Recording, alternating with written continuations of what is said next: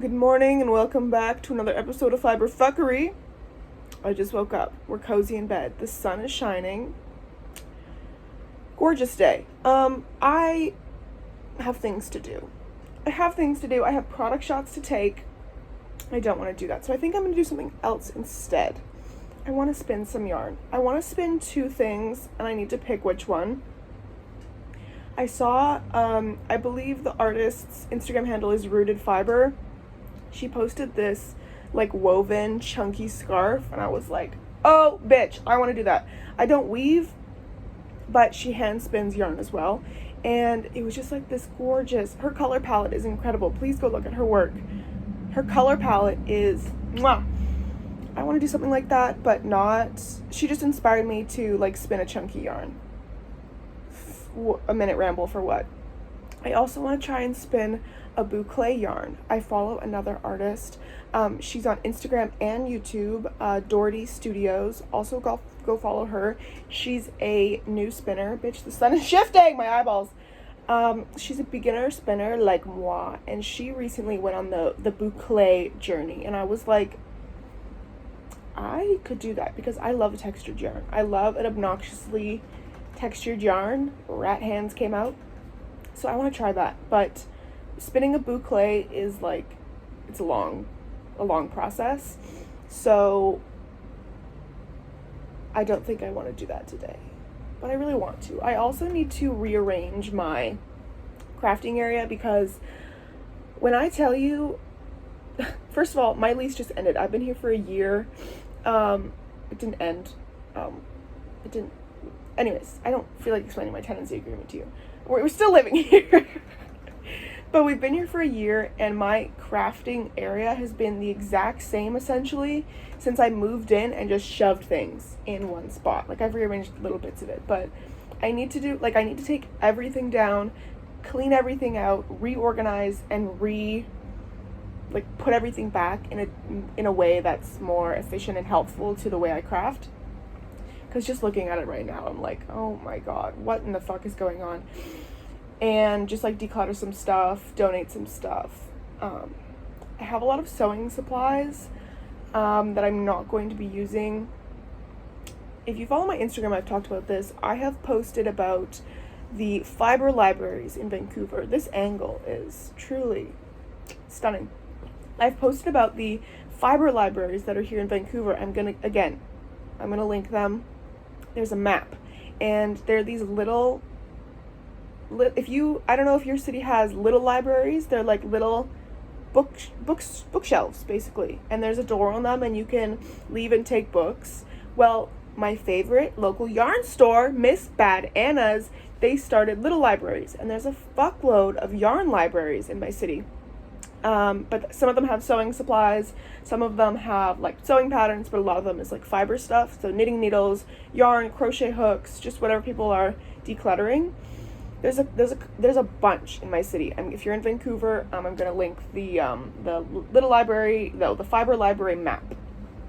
So I would like to donate some of my sewing stuff to a little library, and I do need to organize some things. The issue is I have a lot of books.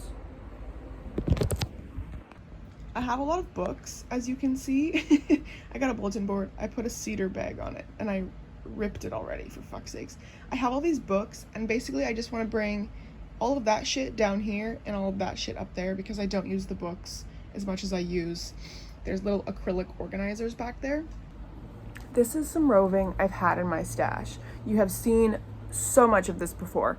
The pink, the orange, god, all of that orange, and I have some of this rainbow left. This, I think I talked about this, but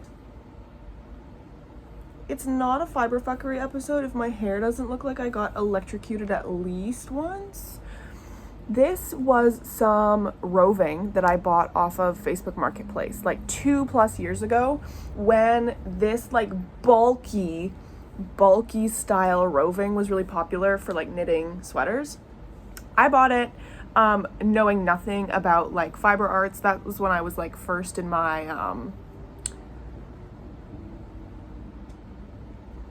what the fuck was I just talking about? And they won't give me ADHD medication. I purchased this at the very beginning of my fiber arts journey when I was crocheting, and I was still crocheting with like a lot of acrylics, like synthetic yarns. When I first started crocheting, I was very tense. My tension was like aggressive. Like when I was first crocheting, I didn't love it because the garments that I was producing were like stiff, like rigid. My tension was just absolutely delusionally tight. I learned how to knit, and I learned how to like fucking relax a little bit. And now when I crochet, my tension is not insane. But if you have insane tension when you're trying to crochet and you're knitting with like a number 6, like super bulky weight yarn, it's not gonna work. So this never worked, and it has been in my stash. And now that I spin, this is 100% wool, and you can see I am just loosening this up. There's a very, very minimal amount of twist in this roving, and twist is what holds yarn together. So this is very easy to just, excuse me, very easy to just unspin a little bit and fluff it out. And that's a 10 out of 10 way that I can use some shit that's been in my stash forever. Okay, I have bought yarn from this woman off of Facebook Marketplace so many times. I should look at the labels and see. I think she's from Japan, and so she always has a lot of like Japanese yarns coming to her. How? I don't know. I want to know her secrets. But she always has the coolest yarns for sale, and I've bought from her a couple times. Anyways, shout out to the auntie on Facebook Marketplace that I love buying from. Anyways, I was just showing you how I kind of go about processing this to spin, because if you have some of this like roving yarn in your stash as a spinner, you can, I'm sure if you're a spinner you know this, but if you don't, you can spin this. You just have to fluff her out a little bit. Anyways, I got clothes on, I've had some caffeine, and I'm just gonna fluff this up slowly but surely, and we'll be back for a chunky little spin. The update of the shenanigans that I've been up to. Instead of taking product shots like I need to do, I blocked some tiny sweaters. This is I'm gonna put the pattern name on the screen. I cannot remember it. I made a bunch of tiny sweaters for myself and my frog, and then for Christmas I made my mom a little Christmas sweaters and a Halloween sweater for her own tiny frog. I did spin the yarn.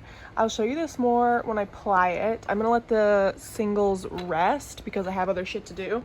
I tucked in the loose ends, and now I'm frogging mohair, which is interesting. I need to take product shots because I have a collection launching in 2 days, and I don't want to. So instead, I am starting to organize the fuckery that is behind me. Step 1 of that is frogging this flopped mohair piece, and this is like a vintage mohair. It's a very fluffy mohair, and I'm choosing to frog mohair over product shots. And then I think I'm gonna cake this little set because I've been wanting to knit with this. This is a Lily and Pine holiday mini fade kit. I didn't know this was a holiday kit. It is some very gorgeous hand-dyed superwash merino. The colors look terrible from this angle, this lighting, but I'm gonna do a little like fade balaclava with this, I think. A nice little cozy hood. It's called Oat. Anyways, I'm frogging mohair. Ugh. Lighting is terrible. I don't know what's new. Caked. She's been caked. I really want to, I've been thinking about this for a while. There's a sweater by Ranti Studio, I think is how it's pronounced. I'm gonna put a photo of it. It's like this textured, like, do you remember, bitch, from mid 2000s, those popcorn shirts? They looked like this big and then you put them on and they stretched out. It's that texture, and I love it. And I've seen a couple people, like a bunch of the pattern testers, do it in a mohair. The texture is incredible. I'm a little bit afraid of the pattern because I think it's an intermediate pattern and it requires chart reading, and I don't understand why I would need a chart for that pattern, so I'm afraid of it. But now that I have the yarn, I have more of this in my stash. I think I might brave it. After I finish my lilac sweater, I have one sleeve left. My voice sounds so weird today. I have one sleeve left on my lilac sweater and I don't know why I can't pick it back up. It's embarrassing. Maybe I'll fuck around after I finish that sleeve. And then I just cake this up. Originally I was gonna cake up like each individual color and like label them like 1, 2, 3, 4, 5. And then I was like, just fucking put them all in one cake and then they're in order. Anyways. What we're not gonna do is look at whatever the fuck is going on here. I don't know what to tell you. It's, I gotta do some organizing. We talked about how I need to organize like my craft stuff. I also could go for some closet organization. I am about to apply this. A piece of tape. I will have to adjust in a moment, sorry. And my window's open because it's fucking warm in here. I don't know what, well, I know what. My meds give me heat intolerance. So I overheat very easily and cannot cool myself down. So windows open, I am sweating. I can't really reach.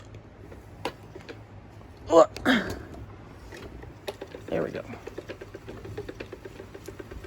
And we are plying this bulky yarn. I'm really excited to see all the colors come together. I didn't really do any like color planning when I was spinning. You guys saw me like break it up by weight. Like I just split it evenly-ish down the middle. And I didn't like try and keep the rainbow order. I was just grabbing fluffs as I went with no rhyme or reason. I know some people really love to get like technical with it and have the ability to like plan out their yarn and their like colors and how everything's gonna line up. I don't give a fuck. The yarn is gonna do what the yarn is gonna do, and it's gonna look gorgeous either way. All these colors, wow.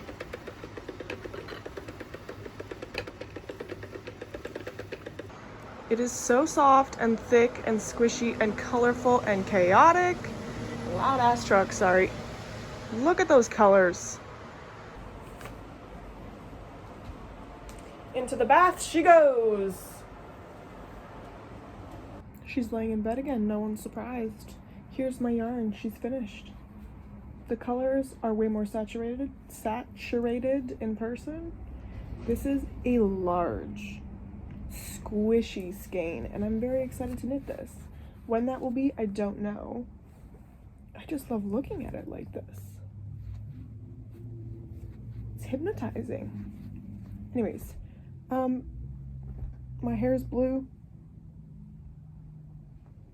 That's all I got. Listen, I had every intention to organize this fuckery. It's not gonna happen today. It's not gonna happen in this Fibre Fckery. I think we're gonna wrap up Fibre Fckery episode 6. Is that what we're on? I'm gonna show you my progress on my lilac sweater. We're almost done. What's going on here? We are almost done. I have a couple more rows on this sleeve and then I'm done. So I'm just at the pink row right now, so I have to finish the pink. This like deep raspberry color, I ran out of this, so I'm gonna have to find a substitute green, and then the ribbing, the cuff, the ribbing of the cuff, and then it's done. I'm so proud of this. This has taken me like upwards of 90 hours at this point. Whoops. That's what happens when you don't gauge swatch and you don't read the needle size correctly. Anyways, I'm gonna finish this weekend, I think. Now I think I'm gonna say goodbye. I believe I'll be starting episode 7 like right after this. She's back on her once a week upload, allegedly, but I'm just about to pack up my shit and go see my mom for a quick little like Christmas weekend. Because I don't get Christmas off because I'm a peasant and peasants don't get Christmas holidays. So thanks for watching episode 6. I will see you in next week's episode, probably with messy hair still.